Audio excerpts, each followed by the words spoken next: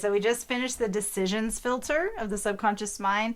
Now we're going to talk about the beliefs filter. 2.3 million bits of information coming in to your mind from the outside world, going through these filters, and beliefs is the next filter that we're going to talk about. So what happens when this information from the outside world goes through the filter of beliefs? We all have values, and our beliefs come from our values. We have a value here, and we have multiple beliefs around that value. This information coming in from the outside world gets put up against what our beliefs are. For example, I have an Okinawan mother and Special Forces father. I understood that to show respect to adults, they had to be called Mr. or Mrs. or Auntie or Uncle.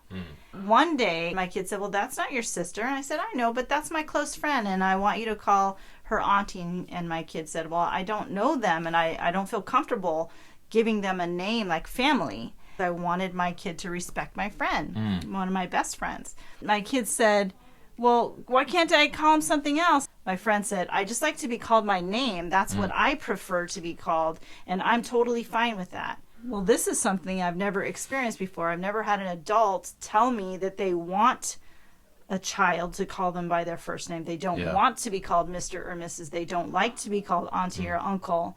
They just want to be called by their first name. This shifted a paradigm for me on that whole belief system, because I understood in that moment that respecting an adult from a child doesn't have to mean that they call them by those titles. They agreed that my kid would call my friend by her first name. I observed the conversation, wondering if my child would start behaving or have a different attitude, and it was absolutely one of the most respectful conversations I've ever seen my kid have with an adult. From that point forward, I changed my belief around the value of respecting adults. So Jason, let's do a fun exercise. Okay.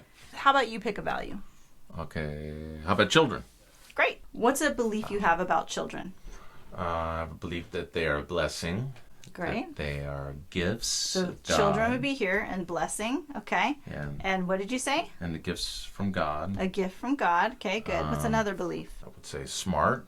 What's another belief about children? That we can learn from them. Good. What's another belief about children? That they're learning, that they're sponges. Okay. So that's just an example of 5.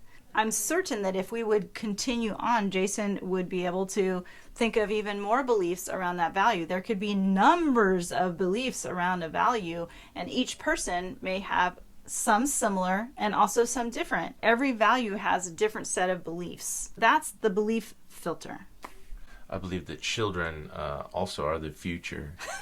We should let them learn and love and lead the way. Oh, wait, it sounds like a song. Or something like that. All right. Thanks so much.